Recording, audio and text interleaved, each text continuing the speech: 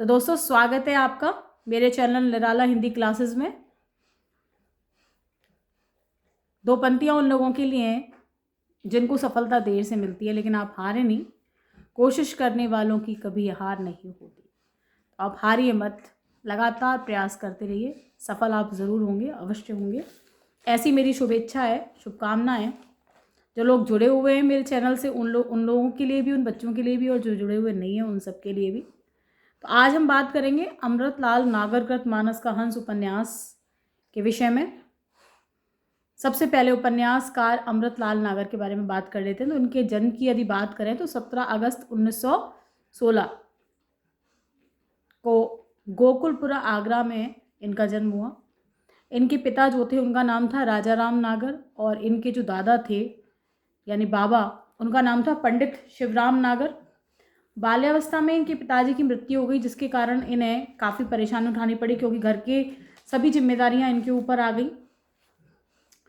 अगर इनके उपन्यासों की बात करें, इनके जो प्रमुख उपन्यास हैं, तो उसमें बूंद और समुद्र है, सुहाग के नुपुर है, मानस का हंस है, शतरंज के मोहरे है, करवट है, सात घूंघट वाला मुखड़ा, ये इनके मुख्य उपन्यास हैं। यदि इनकी कहानियों की बात करी जाए तो वाटिका है, अवशेष है, तुलाराम शास्त्री है, एटम बम है, पीतल की परी है, भारत पुत्र, नारंगी लाल, सिकंदर हार गया। यदि इनके नाटकों की बात करी जाए तो युगावतार, बात की बात, चंदन वन, चढ़त, न पूजा रंग, ये इनके नाटक है। यदि इनकी मृत्यु की बात करी जाए अमृतलाल नागर की, तो किंग जॉर्ज चिकित्सा विश्वविद्यालय लखनऊ में 23 फरवरी सन 1990 में इनकी मृत्यु हुई। मानस के हंस की यदि बात करी जाए तो ये उपन्यास रामनवमी 23 मार्च 1972 ईस्वी को पूरा हुआ। श्री राम के जीवन दर्शन, उनकी समन्वयवादी विचारधारा, विश्व के सभी मुश्किलों या समस्याओं का हल खोजना हो तो आपको तुलसीदास कृत महाकाव्य जो है रामचरितमानस, उसका अध्ययन करना चाहिए। श्रेयस्कर है वो। तुलसीदास ने किस तरह के कष्टों को सहन किया, संपूर्ण जीवन उनका संघर्ष, ईश्वर के प्रति उनकी अनन्य भक्ति, आस्था, प्रेम, विरक्ति, त्याग, रत्नावली के प्रति उनका विकर्षण, विरक्ति की भावना, और अपने ही समुदाय के लोगों का उनके प्रति विरोध नहीं, आप ये कह सकते हैं घोर विरोध। इन सबको अगर जानना चाहते हैं तो अमृतलाल नागरकृत जो उपन्यास है मानस का हंस, उसका अध्ययन करना श्रेयस्कर रहेगा। यदि मानस के हंस उपन्यास की कथा वस्तु की बात करी जाए तो 31 अंकों में विभाजित किया है इसको अमृतलाल नागर ने। 31 अंकों में विभाजित है कथा वस्तु। कथा वस्तु का जो प्रारंभ है वो होता है भारत देश में मुगल किस तरह से यहाँ की धर्म संस्कृति को नष्ट कर रहे हैं। विक्रमपुर जनपद बांदा, वहाँ से इसका प्रारंभ होता है। उसी गांव का रहने वाला है राम बोला, जो आगे तुलसीदास बनता है, जिसका जन्म हुआ है 1589 विक्रम संवत में। राम बोला के जो पिता हैं उनका नाम है पंडित आत्माराम दुबे, जो उस समय के बहुत ही प्रख्यात प्रसिद्ध ज्योतिषी हैं, विद्वान हैं। उनकी माता हुलसी। राम बोला का जन्म अभुक्तमूल नक्षत्र में हुआ था, जो कि अपने माता पिता के लिए या अपने पास जो रहने वाले लोग थे उनके लिए भारी था उनका जन्म। जो अध्ययन उनके पिता ने उनकी जन्म पत्रिका किया था, उससे उन्होंने यही गणना जो है फलाई, और उसके साथ ही उन्होंने तुलसी के जन्म के साथ ही हुलसी की मौत हुई। और उसी समय आत्माराम जी ने अपने जो दासी थी मुनिया, उसको तुलसीदास को दे दिया, रामबोला को दे दिया, और उनसे कहा कि भाई तुम ले जाओ इसको और जहाँ चाहे उसको छोड़ दो। तो मुनिया जो है जमुना पार उनकी सास रहती थी पार्वती अम्मा, वहाँ चली गई और उनके पास जाकर के रामबोला को छोड़कर आ गई। उन्हीं ने, पार्वती अम्मा ने ही रामबोला का पालन पोषण किया। रामबोला 5 वर्ष का है, पार्वती अम्मा का स्वर्गवास हो गया। जैसे तैसे करके बच्चा कच्ची पक्की रोटी बना के जो है खाता है, भिक्षा मांग रहा है और भिक्षा मांगते हुए गीत गा रहा है। हम भक्तन के भक्त हमारे, सुन अर्जुन प्रतिज्ञा मेरी यह है, व्रत तरत ना टारे। इस तरह से गा रहा है। गाते गाते बच्चे की खुजली मच रही है, नाक पे मक्खी बैठ रही है, उसको भगा रहा है, स्वर हिल रहे हैं, इस तरह की स्थिति है। उसके बाद पास के गांव के रहने वाले हैं पुत्तन महाराज, उनके साथ राम बोला उनके बच्चों के साथ जो है कई बार वो बच्चे ज़बरदस्ती करते हैं गिल्ली डंडा खेलने के लिए, और गिल्ली डंडा बच्चा खेलता है उनके साथ और झगड़ा हो जाता है, मारपीट हो जाती है। और पुत्तन महाराज शाम को आते हैं और भिखारियों की बस्ती है, 4-5 झोंपड़ियाँ बनी हुई हैं टूटी फूटी, उसमें आकर के राम बोला की बहुत ज़ोर से जो है मार लगाते हैं, पिटाई करते हैं और राम बोला को धमका देते हैं। और राम बोला वहाँ से जगह छोड़कर उसको जाना पड़ता है, भाग जाता है वहाँ से, भटकता रहता है और सूकर खेत घोड़ा पहुँच जाता है। वहाँ जो है सरयू और घग्गरा नदी है, उनके मध्य में एक हनुमान जी का मंदिर बना हुआ है, वहाँ रहना प्रारंभ कर देता है। चबूतरे को साफ करता है लड़का। भक्त आते हैं, उनके प्रश्न जो पूछते हैं राम बोला बहुत ही हाजिर जवाबी के साथ उसका उत्तर देता है। वो लाई है, गुड़ चना आदि है, वहाँ बंदरों को डालते हैं, मंदिर पर चढ़ाते हैं। तो उसके लिए राम बोला को बंदरों से संघर्ष करना पड़ता है और संघर्ष करके वो अपना पालन पोषण करता है। लेकिन समय के साथ धीरे धीरे बंदरों का जो सरदार है ललकुआ, उससे उसकी दोस्ती हो जाती है और बंदर के जो छोटे छोटे बच्चे हैं वो भी उसके साथ खेलने लगते हैं और उसका भी खूब मन जो है रगने लग जाता है। कुछ ही समय बाद नरहरि बाबा वहाँ आते हैं। नरहरि बाबा से तुलसीदास की यानी राम बोला की मुलाकात होती है। बच्चा उनके साथ घुल मिल जाता है और उनके साथ रहने लगता है। फिर एक समय ऐसा आता है कि जब नरहरि बाबा उसको अयोध्या ले जाते हैं राम बोला को और उसको दीक्षित कराते हैं, मुंडन और उपनयन संस्कार कराया जाता है। जब चरण स्पर्श कर रहे हैं वो वहाँ पे अपने इष्ट की मूर्ति का, तो एक पत्ता जो है तुलसी का टूट करके उनके मस्तक पर गिर जाता है और वहीं से तुलसीदास का नामकरण कर दिया जाता है तुलसीदास। अब राम बोला बन गए हैं तुलसीदास। और नरहरि बाबा बाद में उनको अयोध्या से काशी ले जाते हैं और प्रकांड विद्वान है एक आचार्य शेष सनातन महाराज, उनके पास छोड़ देते हैं। वहाँ पे तुलसीदास एक भृत्य का कार्य करते हैं। भृत्य का तात्पर्य सेवक से, वहीं रहते हैं। अधिकांशतः धनाढ़ बच्चे हैं जो पढ़ने वाले हैं, वो पैसा देते हैं और वहाँ पढ़ते हैं और अपने घर चले जाते हैं। लेकिन 2-3-4 बच्चे ऐसे हैं वहाँ पे जो वहीं रहते हैं, सेवक का काम करते हैं और शिक्षा लेते हैं बदले में। उनमें से एक राम बोला है। छोटी सी कोठरी है उनको ऊपर मिली हुई है, वहाँ ऊपर जाते हैं और जाते जाते अंधेरा हो जाता है सिटी में से, और वहीं वो एक पीपल का वृक्ष है जिस पर ब्रह्म राक्षस है, ऐसी एक वहाँ अफवाह जो है उड़ी रहती है और ऐसा तुलसी को लगता है कि वहाँ ब्रह्म राक्षस है। और एक दिन रात वहीं बैठ कर के कमरे में कक्ष में बैठकर जय हनुमान ज्ञान गुण सागर जो है उसकी रचना वो करते हैं। और उन्हीं के यहाँ पर एक बड़ा शिष्य है बड़ी उम्र का, वटेश्वर, उनके साथ तुलसी की शर्त लगती है। शमशान के शिव मंदिर में जाकर तुलसी को शंखनाद करना है और वो ऐसा करने में सफल हो जाते हैं। और उसके बाद तुलसी बड़े हो जाते हैं और 24 वर्ष की आयु है लगभग तुलसी की, और 24 वर्ष के तुलसी वहीं आश्रम में रह रहे हैं और अब बच्चों को पढ़ाने का काम करते हैं तुलसीदास। इसी बीच उनका जो संपर्क है वो वहाँ अभी कुछ ही समय पहले प्रसिद्ध हुए एक मेघा भगत नाम के संत हैं, उनसे मुलाकात होती है उनकी। वहाँ जाते हैं वो और मेघा भगत उनसे बहुत ज़्यादा प्रभावित होते हैं। वहीं उनकी मुलाकात मोहिनी बाई से होती है जो कि एक वैश्या हैं, और तुलसी आकर्षण महसूस करते हैं उनके प्रति, मोहिनी बाई के प्रति, और उनका मन बहुत कचोटता है उनको और भाग जाना चाहते हैं वहाँ से बहुत ज़्यादा, लेकिन खिंचाव जो है वो विशेष अनुभव करते हैं उनके प्रति। उसके बाद उस माहौल से दूर जाने के लिए, मोहिनी बाई से दूर जाने के लिए एक यात्रा पे जा रहे हैं मेघा भगत, तो उनके साथ वो हो लेते हैं, चले जाते हैं और घूमते फिरते दोबारा से विक्रमपुर पहुंच जाते हैं। विक्रमपुर में उनकी जो मुलाकात है वो उनके एक पुराने उनके साथ ही जिन्होंने जन्म लिया था लगभग 4-5 दिन पहले, राजा भगत है, उनसे मुलाकात होती है उनकी। वो बताते हैं कि वो इसी क्षेत्र के रहने वाले हैं, आत्माराम उनके पिता का नाम था। तो वो पहचान जाते हैं, बताते हैं कि हम आपसे थोड़े से ही बड़े हैं, और उसके बाद वो तुलसी को वहाँ बसाने की व्यवस्था कर देते हैं। और बहुत जल्दी तुलसी जो है अपने कथा वाचन से और ज्योतिष ज्ञान से आसपास के क्षेत्र के लोगों को प्रभावित कर देते हैं। और इसी बीच साहुवाइन है, राजकुमारी जैसी जो स्त्रियां हैं वो बहुत ज़्यादा आकर्षित हो जाती हैं तुलसी के प्रति, क्योंकि उनका व्यक्तित्व आकर्षक था बहुत ज़्यादा।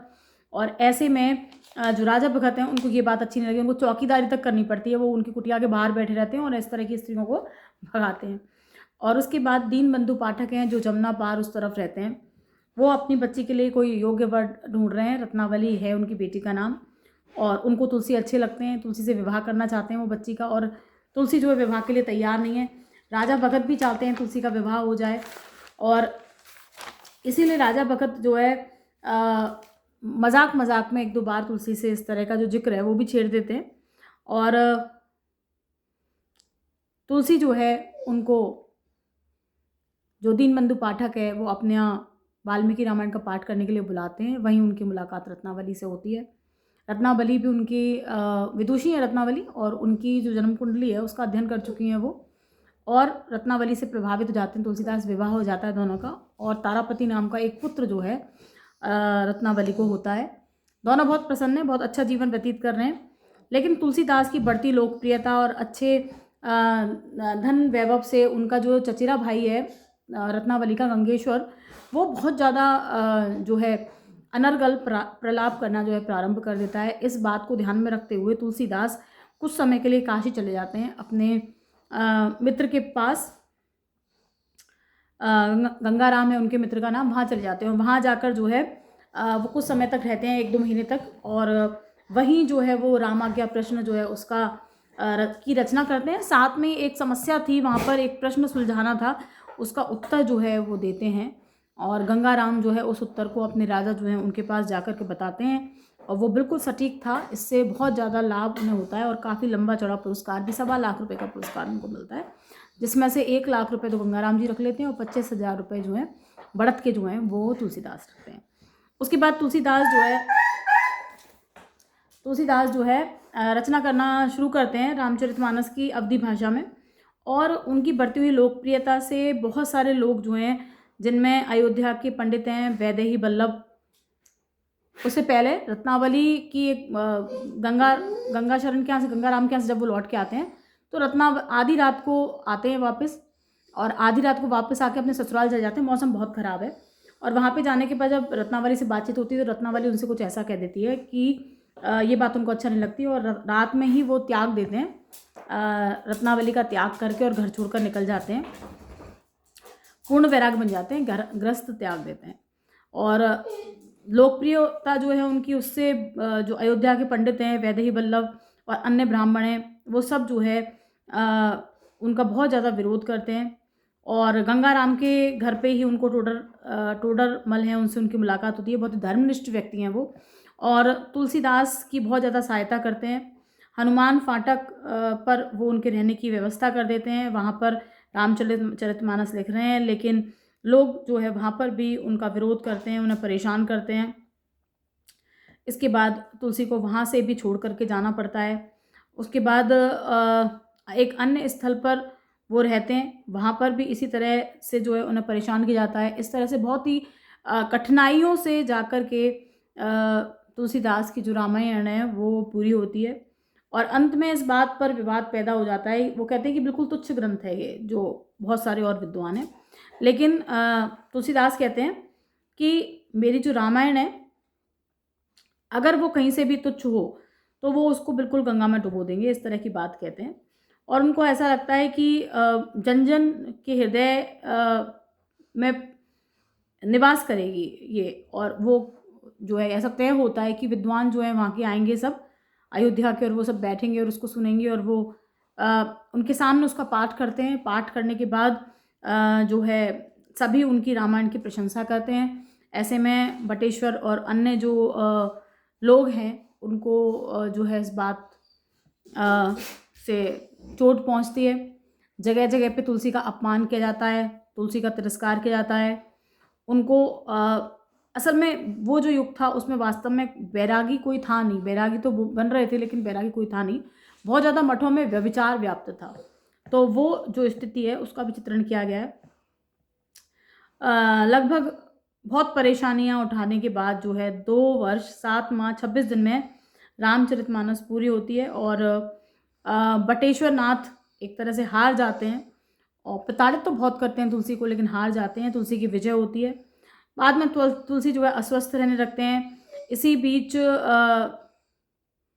टोडर जो है उनकी हत्या कर दी जाती है और गंगाराम है, कैलाश नाथ हैं, जयराम साहू हैं, वो सब हैं और टोडर के पुत्र हैं, वो सब बैठे हुए हैं और उस समय जो है थोड़ा सा अस्वस्थ हैं तुलसी जो हैं। लेकिन उसी समय उनसे अब्दुल रहीम खान खाना मिलने के लिए आते हैं। वो उनसे राजाश्रय ग्रहण करने की बात करते हैं, लेकिन तुलसी मना कर देते हैं और ऐसा कहते हैं, हम चाकर रघुवीर के पढ़ो लिखो दरबार, तुलसी अब कहेंगे नर के मनसबदार। लेकिन उनकी प्रशंसा करके वो वहाँ से चले जाते हैं। और उसके बाद काशी में प्लेग फैला है और प्लेग से काशी के लोगों की रक्षा करते हैं। उनके जो युवक दल के लोग हैं वो बहुत ज़्यादा विशेष सहायता करते हैं। साथ में जगह जगह उनकी जो रामचरितमानस है उसका अभिव्यक्तिकरण जो है विभिन्न जाति समुदाय के लोगों के द्वारा किया जाता है। सहायता करते हैं सब। असल में एक जना नहीं कर सकता था रामायण का सारा जो खर्चा था, एक जना वहन नहीं कर सकता था। ऐसे में सभी जाति, क्योंकि हर व्यक्ति में लोकप्रिय थे तुलसीदास, तो सभी उनकी सहायता करते हैं, हर जाति बिरादरी के लोग। और युवा जो हैं उनके रामचरितमानस में बढ़ चढ़ करके हिस्सा लेते हैं। जगह जगह वो काशी में हनुमान मंदिरों की, अखाड़ों की स्थापना करते हैं। उनमें से एक युवक है, लड़का, जिसका नाम है, शायद रामू नाम है उसका, और